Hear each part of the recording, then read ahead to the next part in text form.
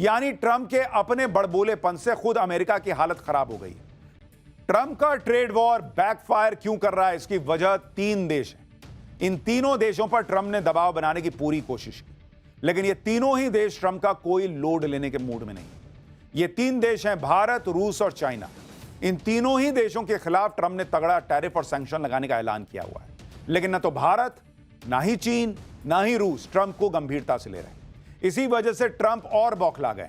आप देखिए कि ट्रंप भारत के साथ ट्रेड डील करने के लिए दबाव बना रहे हैं। भारत ने ट्रंप को 2 टूक कह दिया है कि अपने हितों से समझौता नहीं होगा। ट्रंप ने भारत से कहा कि वो रूस से तेल खरीदना बंद करें। भारत ने ट्रंप की बात को नजरअंदाज कर दिया और रूस से तेल खरीदे जा रहा है। ट्रंप ने चीन पर टैरिफ लगाया और इकोनॉमी तबाह करने की धमकी दी। चीन ने अमेरिका पर जवाबी टैरिफ लगा दिया। रूस के खिलाफ अमेरिका ने प्रतिबंध लगाए, लेकिन रूस पर कोई खास फर्क नहीं पड़ रहा है। ट्रंप ने पूरा जोर लगा दिया है कि कैसे भारत समेत चीन और रूस बैकफुट पर जाएं, लेकिन भारत तो फ्रंट फुट पर खेल रहा बॉस, और उधर उल्टा ट्रंप का नुकसान हो रहा है। ट्रंप सोच रहे थे कि टैरिफ लगाकर अमेरिका का गोल्डन टाइम ले आएंगे, यहां उल्टा हो गया। आप देखिए कि अगस्त महीने की शुरुआत में ही अमेरिकी शेयर बाजार को कैसे झटके लग रहे हैं।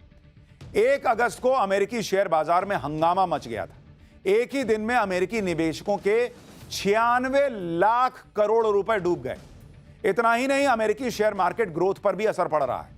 अमेरिका में पिछले कई सालों से स्टॉक मार्केट औसतन 10% का रिटर्न देता है, लेकिन अब सालाना रिटर्न का औसत भी कम होने की आशंका जताई जा रही है। गोल्डमैन सैक्स के मुताबिक अमेरिकी स्टॉक मार्केट सालाना सिर्फ 3% का रिटर्न देगा। यह हो गया है ट्रंप के आने के बाद। यानी पहले तो लाखों करोड़ों रुपए स्वाहा हो गए। आप सोचिए ना बॉस, 96 लाख करोड़ रुपए स्वाहा हो गए एक दिन में अमेरिका के लोगों के और दुनिया भर के लोगों ने जिन्होंने अमेरिकी बाजार में पैसा लगाया। फिर सालाना रिटर्न भी गिर गया है। कुल मिलाकर ट्रंप के टैरिफ वॉर से निवेशकों में इकोनॉमी को लेकर संदेह पैदा हो रहा है। उधर यह भी खुलासा हुआ है कि ट्रंप के दूसरे कार्यकाल में नौकरियां भी तेजी से घटी हैं। अमेरिकी जॉब्स रिपोर्ट के मुताबिक कर्मचारियों को कंपनियां निकाल रही हैं। आप देखिए कि इस साल अब तक अमेरिका में 8 लाख लोगों को नौकरी से निकाला गया है, जो कोविड के बाद एक साल में सबसे ज्यादा है। टेक्नोलॉजी, रिटेल और सरकारी सेक्टर में सबसे ज्यादा नौकरियां गई हैं। ट्रंप के टैरिफ वॉर की वजह से 6000 लोगों की नौकरी गई है, ऐसा कहा जा रहा है। अप्रैल 2025 के बाद मैन्युफैक्चरिंग सेक्टर में 37,000 नौकरियां गई। नई नौकरियां देने के मामले में भी गिरावट आ रही है।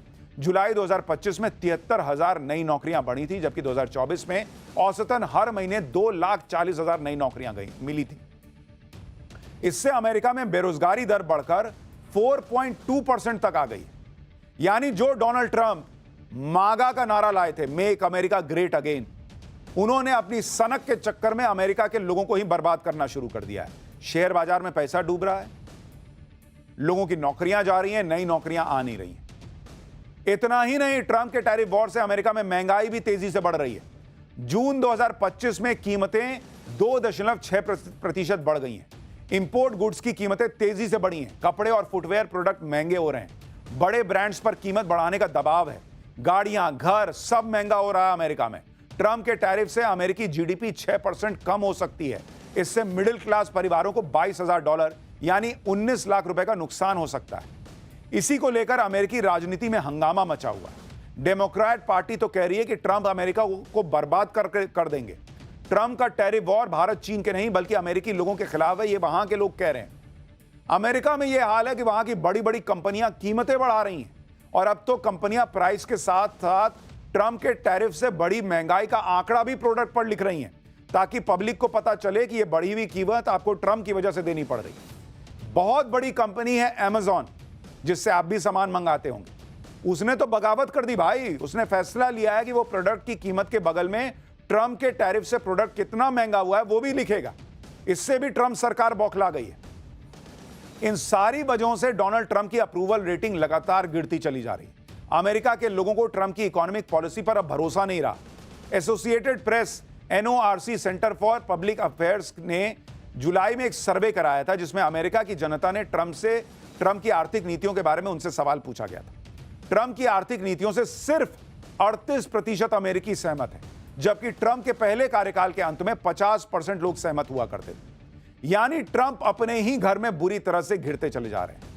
अमेरिका में लोग अब ट्रंप के टैरिफ की आग महसूस कर रहे हैं, लेकिन यही हाल रहा तो ट्रंप की वजह से पूरी दुनिया संकट में आ जाएगी। ट्रंप रूस पर दबाव बनाने की पूरी कोशिश कर रहे हैं। रूस से तेल खरीदने वाले देशों पर सैंक्शन लगाने की बातें कर रहे हैं। एक्सपर्ट्स के मुताबिक अमेरिका और रूस के बीच तनाव बढ़ा तो ब्रेंट क्रूड ऑयल की कीमत बढ़ सकती है। रूस पूरी दुनिया में 50 लाख बैरल कच्चा तेल हर दिन सप्लाई करता है। अगर ग्लोबल सप्लाई से रशियन तेल निकाल देंगे तो तेल और महंगा हो जाएगा, क्योंकि सप्लाई जो है वो कम होगी, डिमांड उतनी ही रहेगी, तो भाई कीमत बढ़ जाएगी। फिलहाल ब्रेंट क्रूड ऑयल की कीमत $68 के प्रति बैरल के करीब है, जो बढ़कर 100 से $120 प्रति बैरल तक जा सकती है। यानी ब्रेंट क्रूड ऑयल की कीमत 46% से 75% तक बढ़ सकती है। लेकिन भारत में तेल की कमी नहीं होगी, क्योंकि भारत 40 देशों से तेल खरीदता है। और यही बात भारत और चीन दोनों कह रहे हैं कि भैया अगर हम रशिया से तेल नहीं खरीदते तो दुनिया में हाहाकार मच जाता, क्योंकि इतने तेल की कीमत बढ़ जाती। आप यह भी देखिए कि ट्रंप के प्रेशर के बाद भी भारत की रणनीति में कोई बदलाव नहीं आया। पीएम मोदी लगातार वो काम कर रहे हैं जो भारत के हित में। रूस से सस्ता तेल खरीदने में भारत का फायदा ही है। ब्लूमबर्ग के मुताबिक रूस ने पिछले कुछ घंटों में भारतीय कंपनियों को 22 लाख बैरल कच्चा तेल रवाना किया है। इसके अलावा 22 लाख बैरल कच्चे तेल की एक और खेप जल्दी ही डिलीवर होने वाली है। एक और टैंकर से भारत पेट्रोलियम और ओएनजीसी के लिए 7,20,000 बैरल कच्चा तेल डिलीवर किया है। कच्चे तेल की यह सारी डिलीवरी ट्रंप के बयानों के बाद भी हो रही है। और आपको याद होगा, ट्रंप ने अभी 2 दिन पहले कह दिया था कि मैंने सुना है। एक तो राष्ट्रपति हो भाई, सुनी सुनाई बात पे बोलते हो। और उन्होंने कहा था मैंने सुना है कि भारत जो है वो रूस से तेल खरीदना कम कर रहा है, देखते हैं आगे क्या होता है। तो सुनी सुनी बात जो है वो सुनी सुनाई बात वो फालतू निकली। भारत तो खरीद रहा है रशिया से तेल। इसी से आप समझ सकते हैं कि भारत ट्रंप के दबाव में नहीं आने वाला। इसी बीच ट्रंप ने भारत को नई धमकी दे दी है। इस वक्त की बड़ी खबर आपको बता दूं, ट्रंप ने अब कहा है कि हम भारत पर और ज्यादा टैरिफ लगाएंगे। भारत रूस से काफी ज्यादा कच्चा तेल खरीद रहा है और उसे ओपन मार्केट में मोटे मुनाफे पर बेच रहा है। यानी ट्रंप की नई धमकी आ गई है कि भारत रूस से तेल खरीदना बंद नहीं कर रहा। 2 दिन पहले कह रहे थे कि मैंने सुना है कम करने वाला है। 2 दिन बाद कह रहे हैं कि भारत जो है वो रूस से अच्छे मात्रा में तेल खरीद रहा है और ओपन मार्केट में मोटे मुनाफे से बेच रहा है, तो हम भारत पर और जो है वो टैरिफ लगाएंगे। ट्रंप ऐसे बोल रहे हैं जैसे रूस के साथ व्यापार करना गुनाह है। लेकिन ट्रंप और अमेरिका की असलियत आपको बताता हूं। रूस यूक्रेन युद्ध के बाद रूस पर कई सैंक्शंस लगाए गए, लेकिन खुद अमेरिका ने रूस के साथ व्यापार जारी रखा। अगर मैं आपको इसके बारे में बताऊं, ट्रंप दुनिया को धोखा दे सकते हैं बॉस, लेकिन जो लोग फैक्ट्स पे बात करते हैं वो सच सामने ले आएंगे। अमेरिका और रूस का व्यापार देखिए आप, ये आपको 2024 का आंकड़ा बता रहा हूं। 2024 में करीब 26,000 करोड़ रुपया का व्यापार हुआ है दोनों देशों के बीच। तो अगर आपको इतनी चिंता है कि रूस जो है वो इस पैसे का इस्तेमाल यूक्रेन के लोगों को मारने के लिए कर रहा है, तो आपने काहे खरीदा भैया 26,000 करोड़? ये क्या डबल स्टैंडर्ड है? दुनिया से कहो कि तुम मत खरीदो, मैं खरीदूंगा। और अभी मई 2025 तक, ये भी आपको बता दूं, ये नहीं कि हां 2024 के बाद रुक गए, 18,000 करोड़ का व्यापार जो है वो मई 2025 तक ऑलरेडी हो चुका है। तो आप सोचिए कि यह आंकड़ा और कितना बढ़ने वाला है, क्योंकि अभी तो साल पड़ा हुआ है। औसतन प्रति माह हर महीने का औसत निकालिएगा तो वो करीब 4,000 करोड़ बैठता है। तो तुम काहे खरीद रहे हो भाई रशिया से सामान, या क्यों उसको बेच रहे हो? अमेरिका मुख्य तौर पर रूस से फर्टिलाइजर, केमिकल, एल्यूमिनियम और अन्य धातुएं खरीदता है। तो तुम जरूरत का सामान खरीद लोगे, और भारत जिसमें तेल की इतनी खपत है वो रशिया से ना खरीदे, वो महंगा खरीदे। काहे? खुद तो रूस से बिजनेस कर रहे हैं, दूसरों को लेक्चर दे रहे हैं। लेकिन ट्रंप भले ही भारत के खिलाफ कुछ भी कहते रहे, भारत ने ट्रंप के बयानों पर कोई भड़काऊ रिएक्शन नहीं दिया। इसकी वजह यह है कि ट्रेड डील पर बातचीत अभी चल रही है। डील के लिए अमेरिकी टीम भारत आने वाली है, यानी अमेरिका ट्रेड डील के लिए बेचैन है। भाई तुमको नहीं करनी ट्रेड डील, तुम कह रहे हो हम टैरिफ लगाएंगे, तो भाई अपनी टीम रखो अपने यहां, अगर ऐसा हिसाब है तो। लेकिन यहां टीम आ रही है, उधर सोशल मीडिया पे जो है माहौल बना रहे हैं कि भाई हम ये टैरिफ लगा रहे हैं, वो टैरिफ लगा रहे हैं। पीएम मोदी भी अब दोस्त ट्रंप की लाज बचाने वाला काम करने जा रहे हैं, यानी भारत के हितों की भी रक्षा हो और ट्रंप की लाज भी बच जाए। ट्रेड डील के लिए अमेरिकी टीम 25 अगस्त को भारत आने वाली है। मोदी सरकार ने भी कहा जा रहा है कि सभी मंत्रालयों को निर्देश जारी किए हैं कि अमेरिका को क्या रियायत दी जा सकती है, इसकी लिस्ट बनाओ। इन रियायतों के बारे में भारत अमेरिकी टीम को जानकारी देगा। भारत अपने किसानों, डेयरी उद्योग और एमएसएमई के लिए कोई समझौता नहीं करेगा, यह क्लियर है। इसके अलावा अमेरिका को जो रियायत हो सकती है उस पर विचार करेगा। अमेरिका वाले भी बोल रहे होंगे कि बॉस आप किसी मामले पे नहीं झुकिएगा तो मेरे तो प्रेसिडेंट की बेइज्जती होगी ना। तो कहा गया कि देखो देखो इनको क्या दे सकते हैं। यानी पीएम मोदी भारत के किसानों, छोटे उद्योगों के हितों से कोई समझौता नहीं करने वाले और अमेरिका के साथ ट्रेड डील भी आगे बढ़ा रहे हैं, जिससे भारत और अमेरिका दोनों का काम बन गया। लेकिन डोनाल्ड ट्रंप जो कर रहे हैं वहां के लोगों के लिए ही खराब कर रहे हैं बॉस। भारत में ऐसा कोई संकट अभी नहीं आया। पाठशाला में अब अगली क्लास, कहीं गर्दन तक पानी, कहीं घर बन गए स्विमिंग पूल। यूपी बिहार में जल संकट की डरा देने वाली ग्राउंड रिपोर्ट। वाराणसी से लेकर प्रयागराज तक बारिश का पानी ऐसा कहर बरपा रहा कि देखेंगे तो हैरान रह जाएंगे। इस वक्त बारिश ने सारे रिकॉर्ड तोड़ दिए। यूपी से लेकर बिहार तक गंगा किनारे बसे इलाके बाढ़ की चपेट में। यूपी में संगम नगरी प्रयागराज और वाराणसी में गंगा का पानी लोगों के घरों में एंट्री ले चुका है। लगातार हो रही बारिश की वजह से गंगा नदी खतरे के निशान को पार कर चुकी है। बलिया और कानपुर में भी गंगा नदी का उफान लोगों को डराने लगा है। वहीं बिहार की राजधानी पटना में भी गंगा नदी के किनारे बसे इलाके पूरी तरह पानी में डूब चुके हैं। वहीं अयोध्या में सरयू ने शहर का नक्शा बदल दिया है। शहर की गलियों में हर तरफ पानी ही पानी नजर आ रहा है। आज पाठशाला में यूपी से बिहार तक आसमान फाड़ बारिश से मची तबाही की एक एक ग्राउंड रिपोर्ट दिखाऊंगा। सबसे पहले बात संगम नगरी की। जिस संगम नगरी में करीब 7 महीने पहले महाकुंभ में श्रद्धालुओं का सैलाब उमड़ा था, वहां आज हर तरफ पानी का सैलाब। गंगा और यमुना के संगम के किनारे बने घाट, मंदिर सब पानी में डूबे हुए हैं प्रयागराज में। अब तो गंगा नदी का सैलाब लोगों के घरों तक पहुंच गया है। संगम नगरी प्रयागराज की पहचान माने जाने वाले कई इलाके बाढ़ के पानी में डूब चुके हैं। उत्तर, दक्षिण, पूरब, पश्चिम पूरा संगम क्षेत्र समंदर जैसा दिखने लगा है। ग्राउंड जीरो से हमारे सहयोगी की यह रिपोर्ट देखिए, फिर बाढ़ की एक और हैरान कर देने वाली तस्वीर आपको दिखाऊंगा। और यमुना में आई बाढ़ की वजह से प्रयागराज के आधे हिस्से पर आफत के बादल मंडरा रहे हैं। शहर की जो सड़कें हैं वो दरिया का शक्ल ले चुकी हैं, जबकि घरों और मकानों में पूरे तरीके से पानी घुस चुका है। अगर हम आपको दिखाने की कोशिश करें तो ये छोटा बघाड़ा का इलाका है और यहाँ पर किस तरीके से बाढ़ का जो पानी है वो घरों में घुस चुका है, उसकी जो तस्वीरें हैं वो हम आपको दिखाने की कोशिश कर रहे हैं। तस्वीरें आप देखिए कि पूरा का पूरा जो मोहल्ला है वो इस वक्त पानी में समाहित है। और न सिर्फ एक मोहल्ला बल्कि प्रयागराज के लगभग दर्जन भर से अधिक मोहल्लों की जो तस्वीरें हैं वो कुछ इसी तरीके से हैं। और ऐसा लग रहा है कि एक बड़े हिस्से में इस वक्त वाटर कर्फ्यू सा नजारा आपको नजर आ रहा होगा। प्रयागराज से ही बाढ़ की हैरान करने वाली तस्वीर आई। तस्वीर प्रयागराज के छोटे बगाड़ा इलाके की है, जहां बाढ़ का पानी गर्दन तक पहुंच चुका है। बाढ़ के पानी के साथ कचरे का अंबार भी तर रहा है और इस सब के बीच एक माता पिता अपने नवजात बच्चे को लेकर गुजरते नजर आ रहे हैं। पिता ने बच्चे को डूबने से बचाने के लिए उसे अपने हाथों में उठाया हुआ है, जबकि पीछे से बच्चे की मां ने हाथों का सहारा दिया हुआ है। प्रयागराज के कई इलाकों में तो घरों की पहली मंजिल पूरी तरह पानी में डूब गई। लोगों ने जान बचाने के लिए ऊपर की मंजिलों में शरण ले रखी, जिन्हें एनडीआरएफ की टीम ने सीढ़ी और नाव की मदद से रेस्क्यू किया। वहां से भी ग्राउंड जीरो से हमारे सहयोगी की रिपोर्ट देखिए, फिर आपको प्रयागराज में बाढ़ से मचे हाहाकार के बीच दरोगा जी की आस्था का वायरल वीडियो दिखाता हूं। इस वक्त हम एनडीआरएफ के एक नाव पर मौजूद हैं और यहाँ से तटवर्ती इलाकों की जो तस्वीरें हैं वो हम आपको दिखाने की कोशिश कर रहे हैं। कि सामने आप ये देखिए कि ये जो सभी जो मकान हैं वो पूरी तरीके से जलमग्न हो चुके हैं। जो पहली मंजिल है वहां तक आपको पानी इस वक्त दिखाई पड़ रहा होगा, जबकि जो लोग हैं वो अपनी घरों की छतों पर दूसरी मंजिल पर एक तरीके से उन्होंने शरण ले रखी है।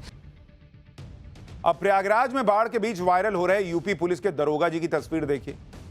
तस्वीर प्रयागराज के दारागंज इलाके की है। जब दरोगा चंद्रदीप निषाद के घर में गंगा में आई बाढ़ का पानी घुसा तो उन्होंने इसे गंगा मैया का आशीर्वाद मान लिया। उन्होंने फूल और दूध चढ़ाकर गंगा मैया की पूजा की। एक दिन पहले तो दरोगा जी ने गंगा मैया की पूजा की। आज जब बाढ़ का पानी और ज्यादा बढ़ गया तो दरोगा जी ने पहली मंजिल पर चढ़कर बाढ़ के पानी में छलांग लगा दी और अपनी तैराकी का हुनर दिखाने लगे।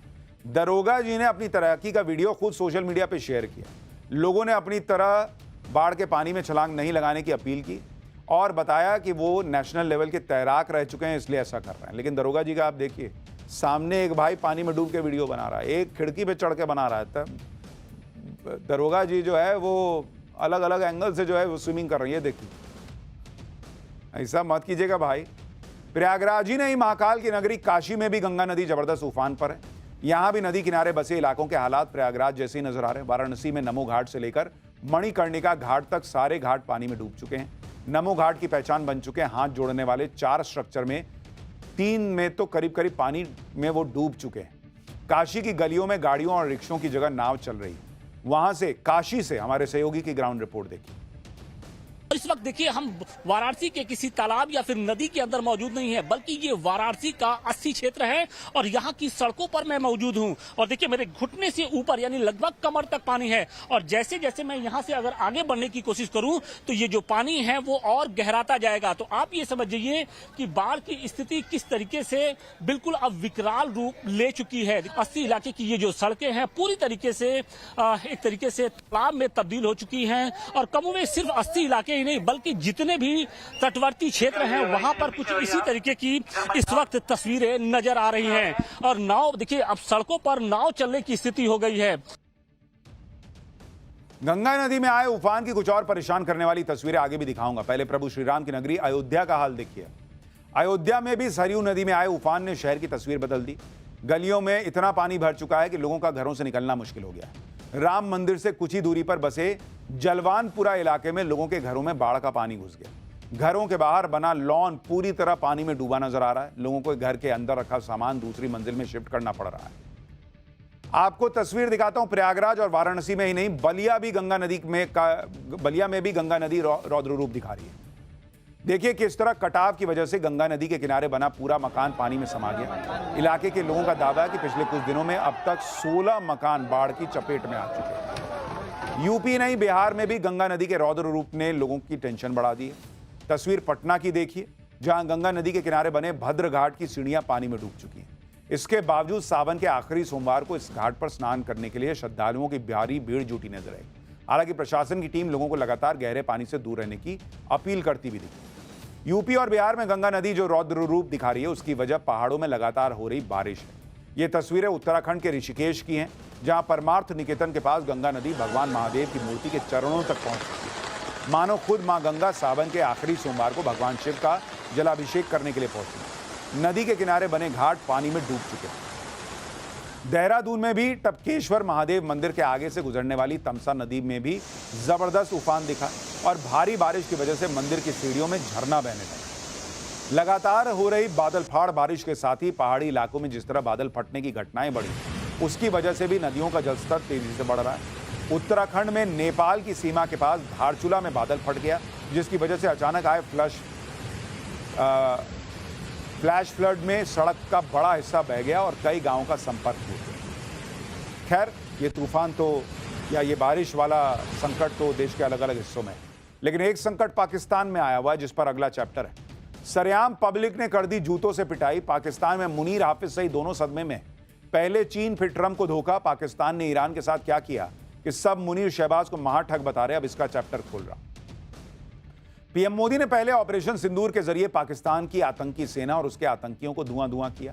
फिर भारतीय सेना ने जम्मू कश्मीर में एक्टिव पाकिस्तानी आतंकवादियों को ऑपरेशन महादेव में चुन चुन कर निपटा दिया। अब तो पाकिस्तान में वो हो गया है जिसने मुनीर और हाफिज सईद दोनों गहरे सदमे में। पाकिस्तान के कब्जे वाले कश्मीर में अब लोग सरेआम आतंकवादियों की लात जूतों से पिटाई कर दे रहे हैं। पीओके में मुनीर और हाफिज सईद का गुर्गा आतंकी कमांडर पब्लिक के गुस्से का शिकार हो गया। उसे अपनी जान बचाकर वहां से भागना पड़ गया। आखिर पीओके की पब्लिक आतंकियों की पिटाई क्यों कर रही है, आपको आगे बताऊंगा। आपको यह भी बताएंगे कि ऑपरेशन सिंदूर के बाद पीएम मोदी किस तरह भारतीय सेना को और ताकतवर बना रहे हैं। भारतीय सेना हर मोर्चे पर खुद को कैसे मजबूत कर रही है। भारतीय सेना में जल्द ही नई रुद्र ब्रिगेड और भैरव कमांडो बटालियन का गठन होगा। ये नई यूनिट्स चीन और पाकिस्तान की सीमाओं पर तैनाती के लिए तैयार की जा रही है। इसके अलावा भारतीय सेना की ड्रोन और एंटी ड्रोन कैपेबिलिटी में भी जबरदस्त इजाफा होने वाला है। बॉर्डर पर पाकिस्तान और चीन की साजिश के खिलाफ सेना की नई ताकत का भी पूरा चैप्टर आपको दिखाऊंगा। साथ ही पाकिस्तान ने चीन के बाद अब ट्रंप को कौन सा धोखा दिया, यह भी दिखाऊंगा। भारत के ऑपरेशन सिंदूर ने पाकिस्तान के आतंकियों की कब्र खोद दी और यह ऑपरेशन सिंदूर का ही इफेक्ट है कि जिस पीओके में पहले आतंकियों का राज चलता था, वहां से आतंकियों को अब स्थानीय लोग ही भगा रहे हैं। दरअसल भारतीय सेना के ऑपरेशन महादेव में पाकिस्तानी आतंकी ताहिर हबीब मारा गया था, जो पहलगाम अटैक में शामिल था। आतंकी हबीब के परिवार और रिश्तेदारों ने पीओके के कुइयां में उसका जनाजा एक गायब निकाला था। जनाजा एक गायब तब होता है जब मरने वाले का शव बरामद नहीं हो पाता और बिना शव के जनाजा निकाला जाता है। कश्मीर में मारे गए आतंकी हबीब के जनाजा एक गायब में लश्कर तैयबा का कमांडर रिजवान हनीफ अपने बॉडीगार्ड्स के साथ पहुंचा था, जिसे देखकर गांव वाले भड़क गए और उन्होंने लश्कर कमांडर को खूब लात घूंसे मार दिए। जिसके बाद लश्कर कमांडर हनीफ को अपनी जान बचा के भागना पड़ा। यानी पीओके में लोग आतंकियों के खिलाफ निडर होकर खड़े हो रहे हैं और लात जूते चला दे रहे हैं। पीओके के लोगों को भी अब समझ में आ चुका है कि पाकिस्तान का मुनीर और हाफिज सईद मिलकर उनके बच्चों को बलि का बकरा बना रहे हैं। इस घटना से दो बातें पता चलती हैं।